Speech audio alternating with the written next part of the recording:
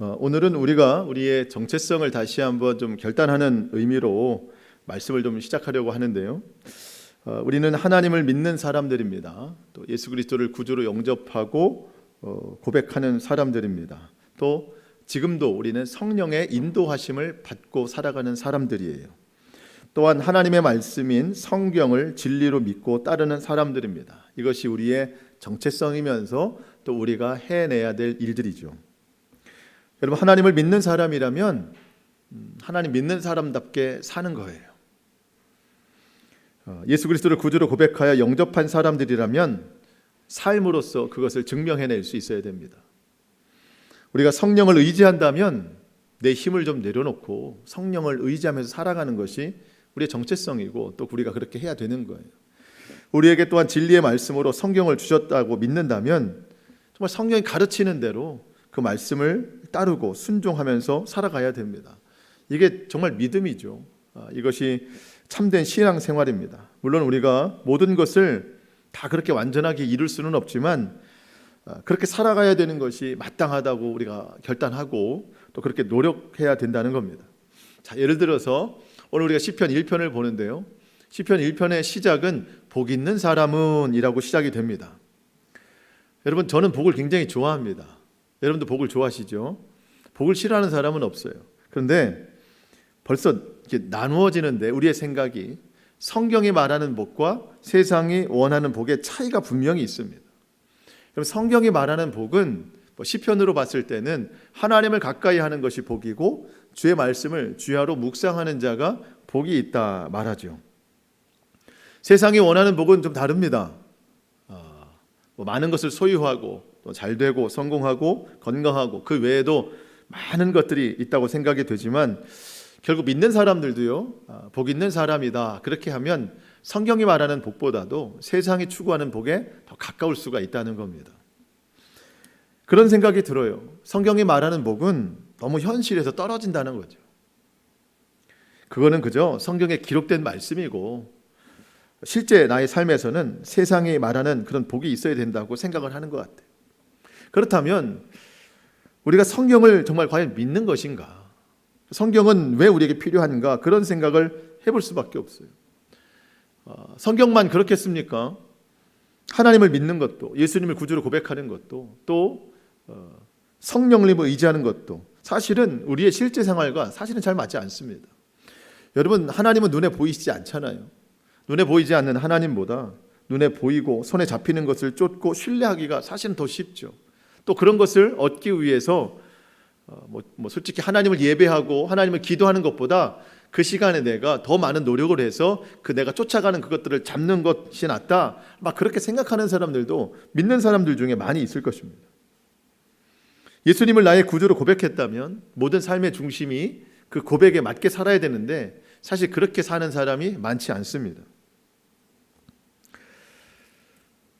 여러분, 우리 예수님 정말 제대로 믿어야 됩니다. 예수님 바르게 믿어야 돼요. 전심으로 하나님을 섬기고 믿어야 된다는 겁니다. 여러분, 하나님은 우리가 어떤 우리의 삶의 일부를 들여서 믿을 수 있는 분이 아니라는 겁니다. 마치 짜임새 있는 어떤 가계부를 기록하듯이, 가계부를 기록하면은요, 어떤 지출 항목 사항에 대해서 정말 계획적으로 계산적으로 잘 해서 더 지출이 되면 다른 곳에서 마이너스가 있기 때문에 짜임새 있게 계획적으로 그걸 해나가지 않습니까? 마치 그런 것처럼 하나님에 대해서 그렇게 하면 안 된다는 겁니다. 예를 들어서 이번 한 주간 동안, 이번 한 달 동안 내가 하나님 앞에 낼 수 있는 시간, 낼 수 있는 마음의 여유, 이거는 이 정도밖에 안 돼, 더는 넘어가면 안 돼 라고 하나님에 대해서 계산적으로 계획적으로 할 수 없다는 거예요. 하나님은 우리 삶의 시작이고 우리 삶의 끝이고 우리 삶의 전부이십니다. 그래서 하나님을 사랑하되 마음을 다해서, 힘을 다해서, 뜻을 다해서, 그리고 목숨을 다해서 하나님을 사랑하라고 그랬어요. 그것이 피조물인 우리가 창조주이신 하나님을 높여드릴 수 있는 가장 좋은 방법이면서 그렇게 해야 내가 사는 거예요. 그렇게 해야 참 생명의 삶을 살 수 있고 참 기쁨, 참 소망의 삶을 누릴 수 있다는 겁니다. 이번 주 설교 말씀을 구하면서 우리가 이제 지금 통독의 시편 말씀을 보고 있는데 하나님께서 시편 1편의 말씀을 보게 하시면서 제게 주셨던 처음 마음이에요. 강하게 주셨던 마음이에요. 예수님 제대로 믿어야 된다. 하나님 제대로 믿어야 된다. 성경을 믿는다면 성경이 말씀하는 말을 잘 믿고 잘 따라야 된다. 삶이 조금 실제와 다르더라도, 이 말씀이 실제와 다르더라도 그 말씀을 불신하지 말고 세상의 길로 갈지 말고 끝까지 주님 따라가야 된다. 말씀 따라가야 된다. 이 시대와 오늘 우리를 향한 하나님의 마음이 담긴 시편 1편의 말씀의 진리가 오늘 우리의 마음밭에 잘 새겨질 수 있기를 축복합니다. 그래서 그 말씀의 열매가 풍성하게 맺혀지기를 소망합니다. 시편 1편은 이렇게 우리말 성경으로 읽을 때에도 어려운 부분이 없이 잘 이해가 되지만 그 속에 담겨진 본래의 뜻, 원어적인 뜻을 좀 알고 우리가 읽는다면 말씀을 대하는 우리의 자세가 좀 많이 달라질 거라고 생각이 돼요.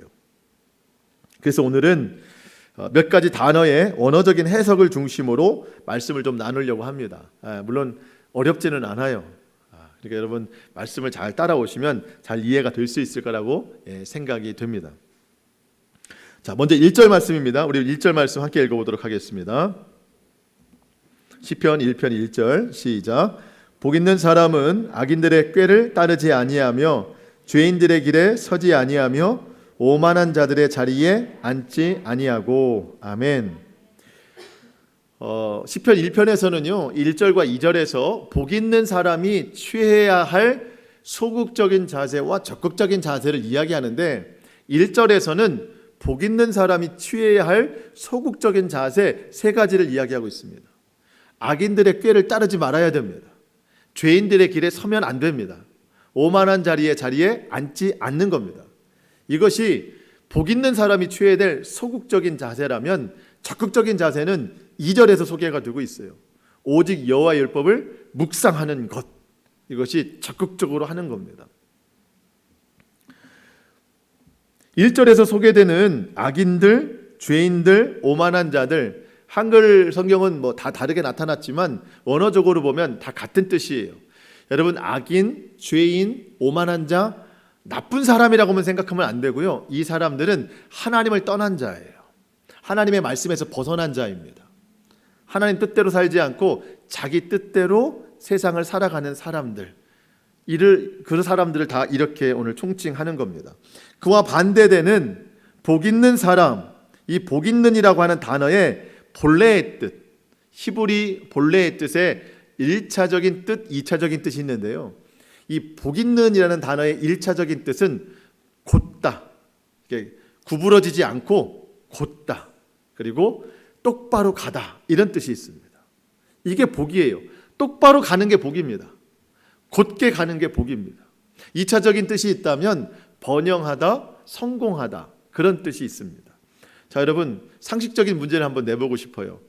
1차적인 의미가 중요해요? 2차적인 의미가 중요해요?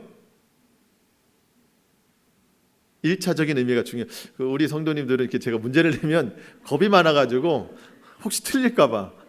근데 제가 어려운 문제 내는 건 아니잖아요. 1차적인 의미가 더 크겠죠. 그렇죠? 복 있는 사람이다 할 때 이 복의 1차적인 의미는요, 똑바로 가는 거예요. 곧게 가는 겁니다. 그 자체가 복이에요. 어떻게 가는 거예요? 하나님이 명하신 대로, 하나님 뜻대로. 그래서 인생을 똑바로만 가면 그게 복이에요. 그게 1차적인 복이에요. 그렇게 똑바로 길을 가니까, 하나님 말씀대로 가니까 그 길에서 하나님이 주시는 번영이 있어요. 그 길에서 주시는 하나님의 성공이 있어요. 축복이 있더라는 거죠. 근데 우리가 1차적인 의미를 건너뛰고 다 2차적인 의미만 생각하니까 세상이 추구하는 복을 우리가 바라는 거예요. 복 있는 사람의 1차적인 의미는요, 하나님 말씀대로 똑바로 걸어가는 겁니다.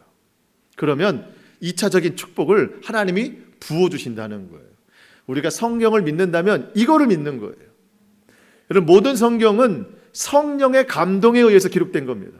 시편 1편을 기록한 사람이 단어 자체를 하나 쓸 때 어떤 단어를 쓸까 하다가 성령이 주시는 대로 단어를 썼는데 그 단어가 복이요, 1차적인 뜻은 곧게 가다라는 뜻이죠.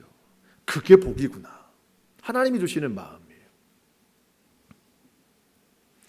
여러분, 하나님께서 말씀하신 길, 하나님께서 인도하시는 길을 따라가는 사람은요, 절대로 죄인들의 길에 서지 않습니다.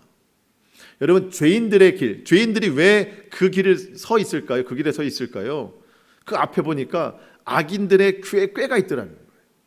악인들이 꾀를 내어서 그들을 유혹하기 때문에 죄인들이 그 길에 서더라는 겁니다.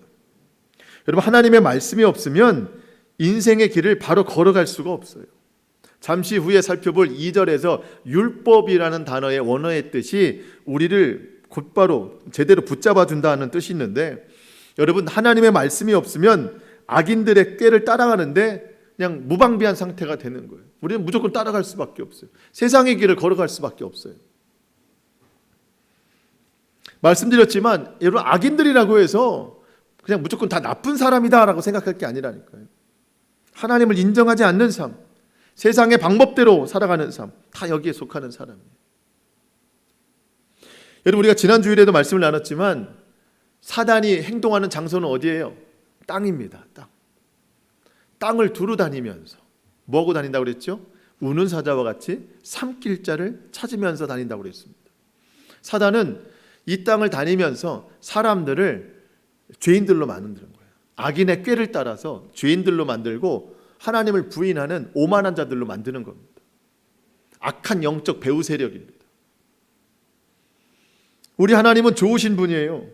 이 땅에서 구원하실 자를 찾으시고 구원 백성을 돌보시는 선한 영적 배후 세력이라고 했습니다. 우리 하나님은 선한 영적 배후 세력, 사단은 아주 악한 영적 세력. 여러분, 중립지대가 없어요. 하나님 아니면 사단이, 모든 영의 세계는 선한 것 아니면 악한 것 뿐입니다. 그래서 우리가 하나님의 말씀을 따르지 않으면 악인들의 꾀를 따를 수밖에 없다는 겁니다. 여러분, 그런데 이 죄라고 하는 것은요, 밀가루 속에 넣은 누룩과 같아서 부풀어 오릅니다. 처음에는 아주 작았다가 이게 시간이 지나면서 막 부풀어 올라요. 그래서 처음에는 악인들의 꾀를 따라가요. 소극적인 자세로 따라갑니다. 근데 이게 부풀어 올라서 죄인들의 길에 서게 됩니다. 멈추게 돼요. 이제 결국 오만한 자리에 눌러 앉게 되는 겁니다. 하나님을 부인해요. 하나님을 인정하지 않습니다. 자기 뜻대로 살아가려고 해요. 인생의 목적을 하나님 창조하신 목적대로 살지 않고 자기가 생각하는 대로 살아갑니다. 그것을 위해서 또 노력하면서 사는 것이죠. 그렇게 해서 살아가는 목적이 뭔가 했더니 그들도 복을 얻기 위해서라는 겁니다. 악인들이 꾀를 내는 이유가 뭔가 했더니 복을 얻으려고 한대요. 죄인들이 왜 그렇게 사나 했더니 복을 얻으려고 한다는 거죠. 오만한 자들도 마찬가지예요. 왜 그렇게 사나 했더니, 왜 하나님을 부인하고 왜 자기 뜻대로 세상을 목적대로 살아가느냐 했더니 다 복을 얻기 위해서 그런다는 겁니다. 여러분, 그런데 이미 복에서 벗어난 삶을 살고 있는 거예요, 그들은. 여러분, 복의 1차적인 의미가 뭐라고요? 하나님 말씀대로 곧게 살아가는 거예요. 하나님 말씀대로 여기에 복이 있습니다. 근데 악인들, 죄인들, 오만한 자들은 이 길에 서 있지 않아요. 엉뚱한 자기 길에 서 있어요. 여기서 복을 구하면서 산다는 겁니다. 여러분, 복의 시작은 하나님의 길을 똑바로 가는 거예요. 물론 우리가 처음부터 끝까지 온전하게 갈 수는 없어요. 가다가 지칠 수도 있고 가다가 쓰러질 수도 있습니다. 그렇지만 다른 길은 가지 않아요. 왜? 여기에만 복이 있으니까. 이 길에만 복이 있으니까. 복 없는 곳에서 복을 찾으니까 인생이 허망한 겁니다. 예수님이 십자가에 달려 죽으시고 사흘 만에 부활하셨습니다. 여인들이 예수님의 시신에 향품을 바르려고, 시신이 썩는 걸 막으려고 향품을 바르기 위해서 예수님 무덤에 갔는데 무덤 문이 열려 있습니다. 누가 훔쳐갔다고 생각한 거예요. 근심과 염려, 두려움에 사로잡혔습니다.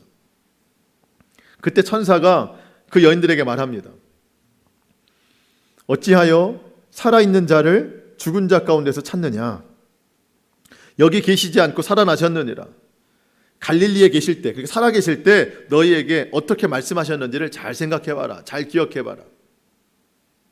예수님은 십자가 지시기 전부터 제자들과 많은 사람들에게 내가 죽어도 3일 만에 살아난다, 이 약속을 계속 하셨습니다. 그걸 기억하라는 거예요. 저는 복을 구하는 자도 이와 같다고 생각하는데요.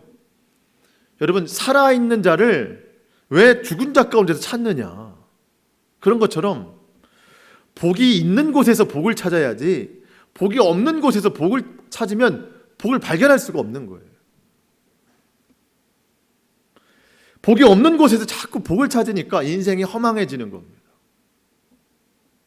하나님께서 우리에게 어떻게 말씀하셨는가를 잘 기억해야 됩니다. 여러분, 참된 복은 하나님의 길을 가는 거예요.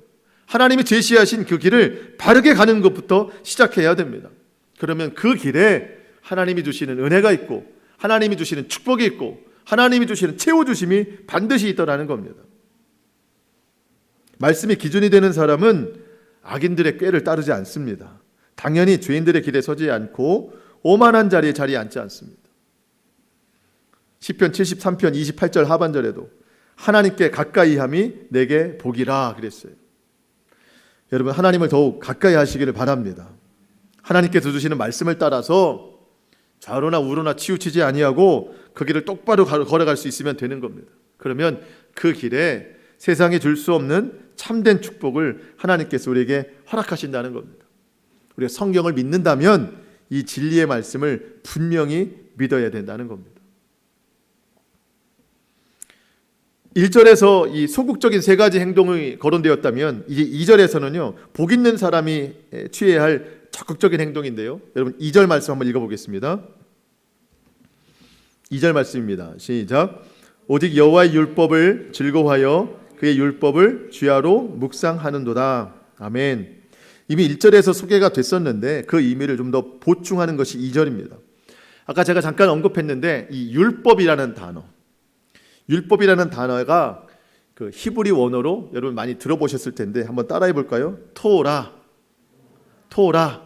들어보셨죠? 토라. 이 율법, 하나님의 말씀이 히브리어로 토라라고 하는 겁니다. 근데 여러분, 이 토라라는 단어도 원래 있었던 단어가 아니라 다른 단어에서 파생된 단어입니다. 이 토라라는 단어에 뿌리가 있어요. 그게 야라라는 단어예요. 야라라는 단어에서 토라라는 단어가 이제 파생되어 온 겁니다. 그럼 이 야라라는 단어가 굉장히 중요해요. 이게 무슨 뜻인가 봤더니 어떤 물건을 이렇게 던져서 아니면 화살을 쏴서 내가 목적으로 하는 저것을 가리키는 겁니다. 예를 들어서 내가 뭘 설명하려고 하는데 사람들이 잘 알아듣지 못해요. 그래서 잘 봐, 내가 맞추는 저것이 내가 설명하는 거야 하면서 물건을 던지거나 활을 쏴서 저거를 맞히는 거예요. 그래서 사람들로 알고 저거를 얘기하는 거구나 라고 인식시키는 것이 야라라는 단어입니다. 그 단어가 파생이 돼서 결국 토라가 된 겁니다. 토라는 율법, 하나님의 말씀이에요. 이 뜻을 잘 정리해 보면은요, 사람이 인생길을 걸어가는데 목표가 없어요. 목적이 없어요. 인생의 방향조차 잘 잡지 못해요. 그럴 때 잘 봐, 바른 방향이 뭔지, 바른 목적이 뭔지 하나님께서 탁 던져주신 것, 그게 토라라는 거예요.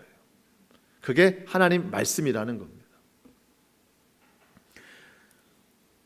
여러분, 우리가 그 인생을 살아가면서 막막한 때가 있잖아요. 당장 내일도 알 수 없을 때, 분간하지 못할 때, 어두운 터널을 걸어갈 때 하나님 도대체 어떻게 해야 될지 잘 모르겠습니다. 무슨 목적이 되어야 될지, 어떤 방향으로 가야 될지 잘 모르겠습니다 라고 하나님 앞에 내가 기도할 때 하나님께서 자, 잘 봐 하면서 툭 던져주신 것이 하나님의 말씀이라는 거예요. 그때 우리가 이 말씀을 가까이 하고 이 말씀을 주야로 묵상하면 그곳에서 인생의 목적을 발견하고 방향을 잡을 수 있다는 거예요. 여러분, 우리가 낯선 길을 걸어가는데 거의 다 왔는데 내가 목적하는 곳이 어딘지 잘 모르겠어요. 그때 지나가는 사람에게 물어봐서 내가 지금 가는 곳이 이러이러한 곳인데 나에게 좀 길을 알려주십시오 라고 물어볼 때 그 사람이 정말 친절하게 그 목적지까지 잘 안내해주고 건물까지 안내해준다면 그 전까지 있었던 우리의 답답함이 다 해소가 되겠죠. 찾지 못해서 답답하고 막막했었는데 누군가 잘 안내해주면 그 막막함이 굉장히 큰 기쁨으로 바뀔 겁니다. 여러분, 하나님의 말씀이라는 게 그거예요. 인생이 막막할 때 내 인생의 길을 제시해 주시고 답을 주시는 이 하나님의 말씀을 만나면 마음이 어떻게 돼요? 굉장히 기뻐지는 겁니다. 그래서 오직 여호와의 율법을 즐거워하여, 즐거워할 수 있는 거예요. 이 말씀이 내 해결해 주니까, 답답함을 풀어주니까. 우리가 여호와의 율법을 즐거워할 수 있는 이유가 거기에 있다는 겁니다. 하나님의 말씀은 내 발의 등이요 내 길의 빛이 되십니다. 바른 목표, 바른 방향으로 우리의 삶을 인도해 주신다는 거예요. 어두울 때 등불이 되신다는 겁니다. 작년 12월 연말에 우리가 그 시편 119편 말씀을 계속 읽었던 적이 있습니다. 말씀을 나눴던 적이 있는데 지금도 기억나는 한 구절이 있어요. 시편 119편 130절 말씀. 주의 말씀을 열면 빛이 비치어 우둔한 사람들을 깨닫게 하나이다. 여러분 기억나십니까? 이 우둔한 때문에 마치 제 얘기 같아가지고 연태까지 기억이 남는 거예요. 말씀을 열면 빛이 비쳐서 우둔한 사람을 깨닫게 하나이다. 우둔한 제가 이 성경 말씀을 볼 때마다 또 읽을 때마다 들을 때마다 성령님께서 얼마나 나를 깨닫게 하시는지 몰라요. 여러분 그게 복 있는 사람이에요. 하나님께서 정하신 인생의 분명한 목표를 향해 나가는 것, 그것이 복 있는 사람이고 그렇게 할 수 있도록 우리에게 열어주신 것이 바로 이 토라, 하나님의 말씀이라는 겁니다. 자, 여러분 이렇게 이 하나님의 말씀, 이 토라가 어떤 분명한 목적지에 잘 도달할 수 있게 분명하게 제시해 주는 것이라면 아까 1절에 나왔던 이 죄인들이라는 단어에서 이 죄라는 단어, 이 단어의 원래의 뜻은요, 관역에서 벗어난다는 뜻입니다. 죄는 뭐예요? 관역에서 벗어난다. 그러니까 뭐 사격을 하든지 뭐 활을 쏠 때 그 동그란 관역이 있잖아요. 동그라미가 몇 개 있고 뭐 정중앙은 10점이고 뭐 이렇게 있는데 총알이나 화살이 그 관역에서 벗어났을 때 이 그 모양을 성경에서는 죄, 원어로 죄라는 뜻이 죄. 여러분 사단이 하는 일이 뭐겠어요? 우리를 죄짓게 하는 거거든요. 관역에서 벗어나게 하는 겁니다. 사단이 볼 때 관역은 뭐겠어요? 하나님. 우리가 하나님을 목적으로 살아가는 것을 벗어나게 하는 것이 사단이 하는 일입니다. 죄짓게 하는 일이에요.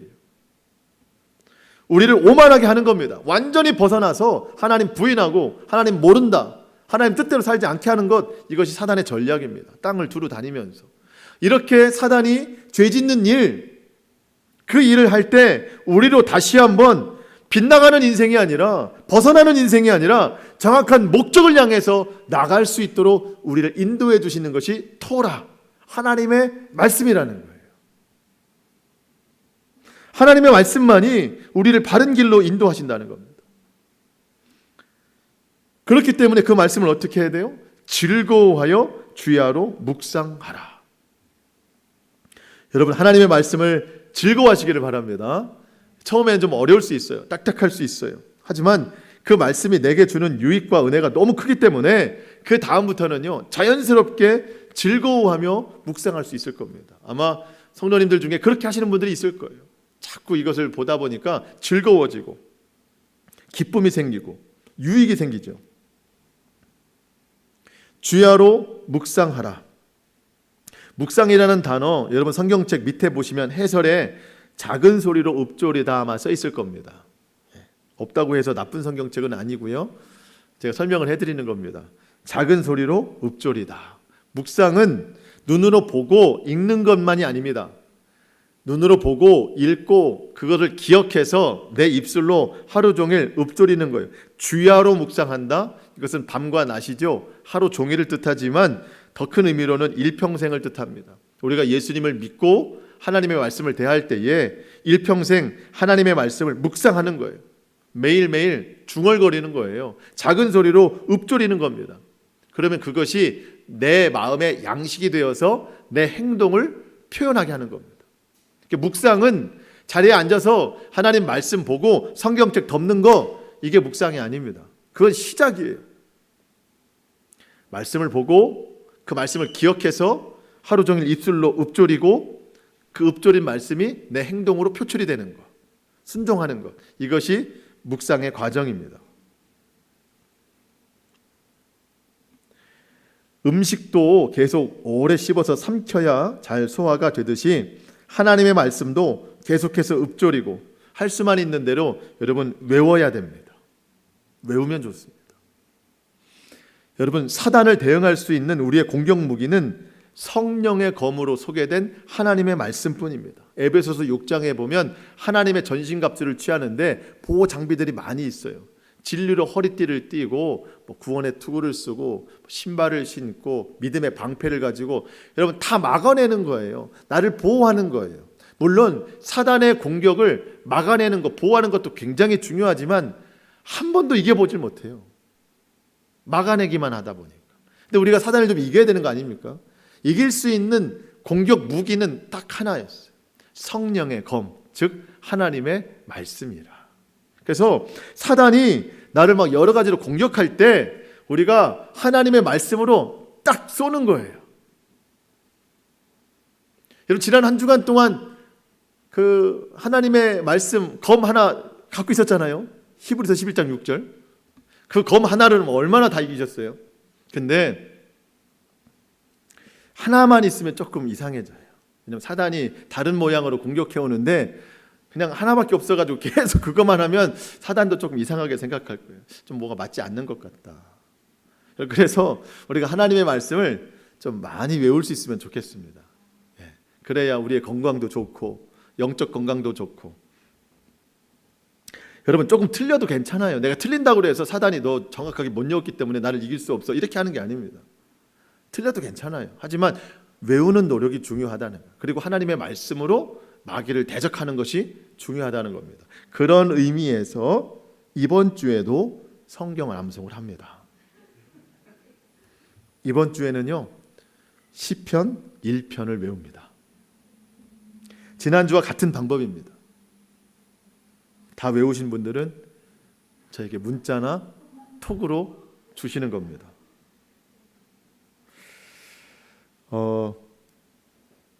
여러분, 저도 똑같이 합니다. 저도 지난 한 주간 동안 히브리서 11장 6절을 외웠고 계속 외우고 살았습니다.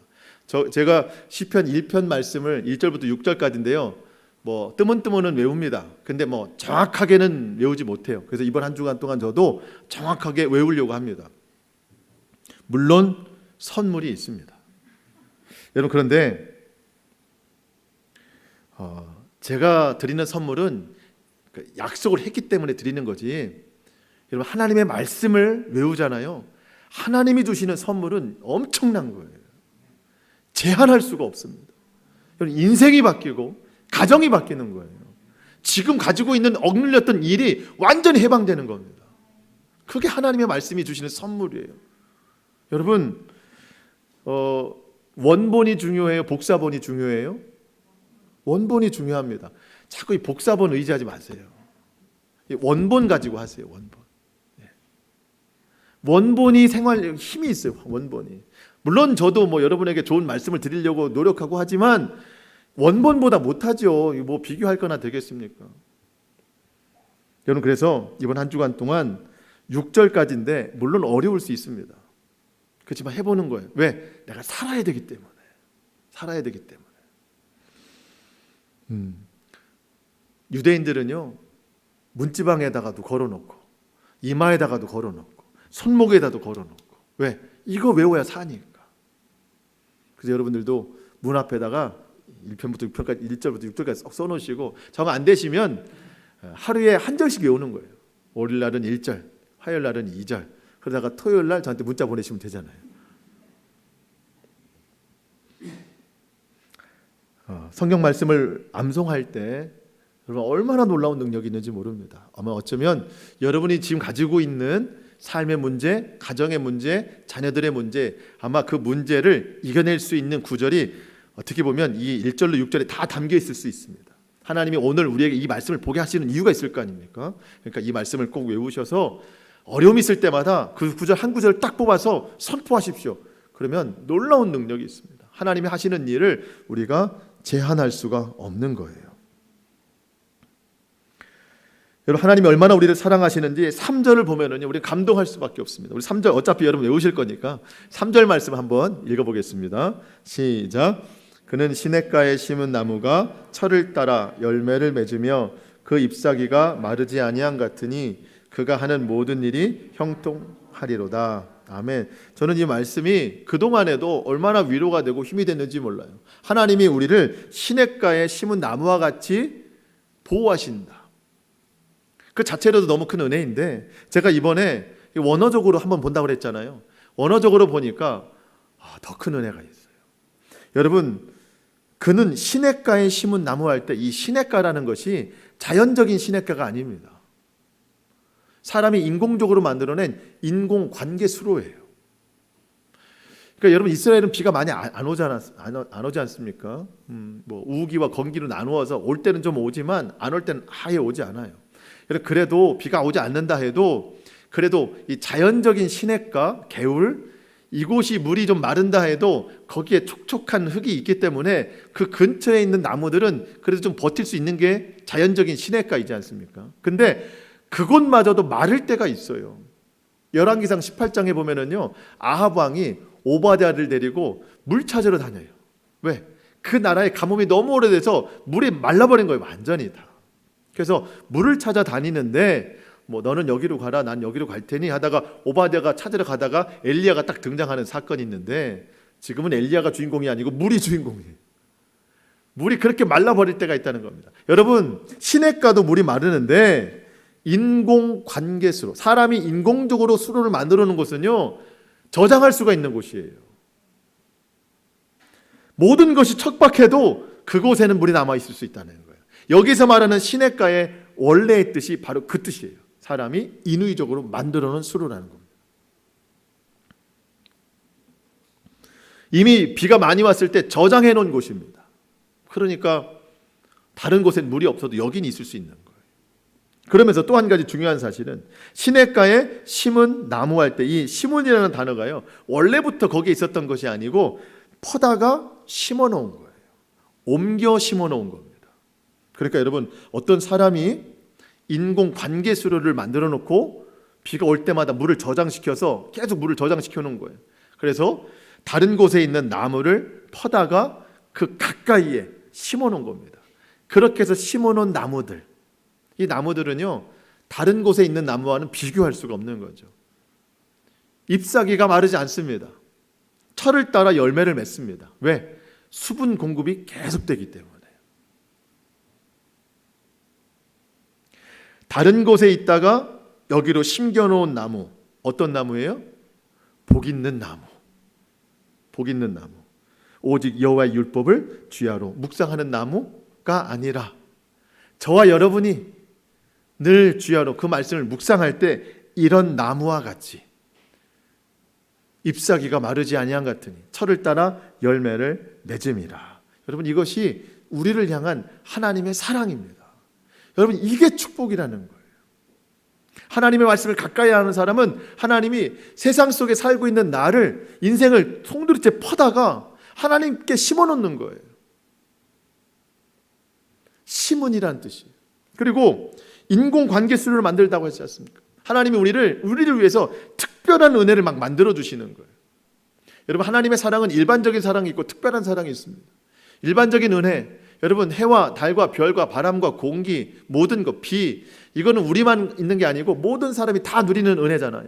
이건 일반적인 은혜입니다. 그런데 우리에게 특별한 은혜, 우리만을 위해서 특별한 관계수를 만드셔서 물을 대시고 영양분을 대시고 은혜를 대시는 것, 이것이 우리를 향한 특별한 사랑이라는 겁니다. 이걸 누가 받습니까? 주야로 말씀을 묵상하는 자들.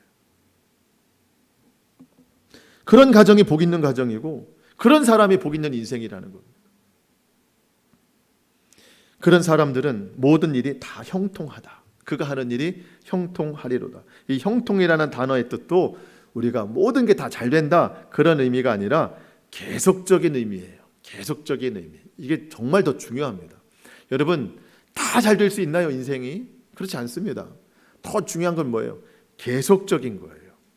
하나님이 인생을 퍼다가 그 시냇가에 딱 세워놓으니 물이 계속 공급이 되는 겁니다. 계속 마르지 않는 게 은혜예요. 계속적인 공급이 있는 게 축복이라는 겁니다.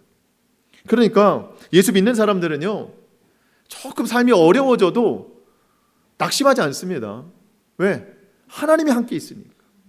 하나님이 계속적으로 공급해 주시는 은혜가 있기 때문에. 오늘 당장 낭망된 일이 있어도요, 소망까지 잃지는 않아요. 우리에게는 영원한 소망이 있거든요. 기쁨이 있고, 선한 영향력을 계속 공급받게 되는 겁니다. 때로는 삶의 고난이 올 때도 있습니다. 인생의 고난 중에 놓일 때도 있고, 고통 중, 환난 중에 놓일 때도 있지만, 그건 세상이 보는 관점이고, 그때에도 하나님은 뭐라고 말씀하시느냐? 형통 중이다. 형통 중이다.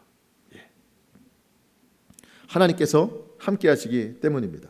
여러분, 하나님의 말씀을 주야로 묵상하는 자, 순종하는 자는요, 절대 인생 메마르지 않습니다. 할렐루야. 절대 메마르지 않습니다. 우리가 이 사실을 분명히 믿어야 되는 것은요, 예수 믿는 사람들이 제일 낙심할 때가 언제인가 보면 다른 사람과 나를 비교할 때예요. 특히 예수님 믿지 않는 사람, 그 사람이 누군가가 나보다 더 잘 되는 것 같을 때,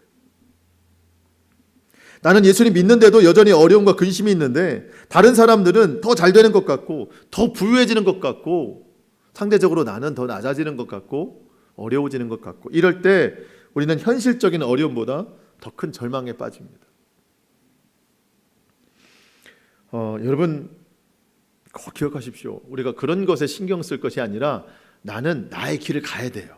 내가 가야 될 길이 뭐예요? 똑바로 하나님의 말씀이 제시하는 길을만 가면 되는 겁니다. 주의 말씀을 묵상하고 지켜 행하는 것. 여러분 자꾸 다른 사람과 나를 비교하면 안 됩니다. 나는 그저 하나님 앞에 바로 서 있으면 되는 거예요. 하나님께서 나를 선하게 인도하실 것을 믿는 겁니다. 계속적인 은혜, 계속적인 형통함의 축복을 분명히 주신다고 믿고, 물론 지금 당장은 내 삶이 좀 어렵고 부족한 듯하나 하나님이 주시는 것이 가장 선한 것이고 아름다운 것임을 믿고 늘 감사함으로 주의 말씀을 믿고 그냥 내 길만 가면 되는 거예요. 그 길이 좁고 험한 길이라도 거기에 생명이 있고 거기에만 축복이 있다고 우리가 믿고 그냥 가는 거예요. 그런데 악인들은 어떻습니까? 4절 말씀. 악인들은 그렇게 안 합니다. 악인들은 그 길을 가지 않아요. 잠깐 좋은 것 같고 풍요로운 것 같지만 결국 악인들은 오직 바람에 나는 겨와 같도다. 지금은 당장 풍성해 보이는 것 같죠? 근데 하나님이 입김을 후 하고 부시니 다 날아가 버리는 겨와 같더라. 여러분, 당장 날아가는 겨와 같은 인생이 아니라 하나님 은혜의 강가에 심겨있는 은혜의 나무의 삶을 살 수 있기를 축복합니다. 여러분, 나무예요, 나무. 여러분, 나무인데 왜 겨에 대해서 부러워하실 수 있겠습니까? 우리는 절대 그런 걸 부러워하면 안 됩니다. 여러분, 그래서 다른 사람, 다른 과정과 비교하지 마시고 나는 나의 길을 가는 거예요. 믿음의 길을 가는 거예요. 말씀의 길을 가는 겁니다. 그러면 나를 시냇가에 심으셔서 마르지 않고 철을 따라 열매를 맺게 하시는 하나님의 은혜와 축복을 분명히 경험하게 될 줄로 믿습니다. 그런 사람을 6절에 보니까 하나님께서 그런 사람을 인정하신다 그랬어요. 6절에 인정하신다. 또 그렇게 5절에 보니까 인정받는 사람들은 결국 의인의 모임에 참여하게 된다. 여러분, 저와 여러분은요, 교회 공동체도 의의 모임이지만 나중에 하나님 나라 영원한 의의 모임에 들어가게 됩니다. 누가 들어갑니까? 인정받는 사람. 여러분, 하나님 앞에 인정받는 믿음이 될 수 있기를 축복합니다. 마지막으로 살펴보고 싶은 것이 이거예요. 인정받는 믿음이 뭐냐? 여러분, 우리가 보통 볼 때 어떤 사람이 굉장히 잘했다, 예를 들어서 제 아들 딸이 학교 성적이 제 바람이에요. 좋다. 그러면은 막 인정 하잖아요. 그럴 날이 많이 있었으면 좋겠어요. 근데 여러분, 그건 사람 생각이에요. 말씀드렸지만 우리의 복은 또 그런 게 아니잖아요. 또 하나님 그 길을 가시면 지혜도 열어주시고 하시는 건데, 사람은요 결과만 보고 인정하잖아요.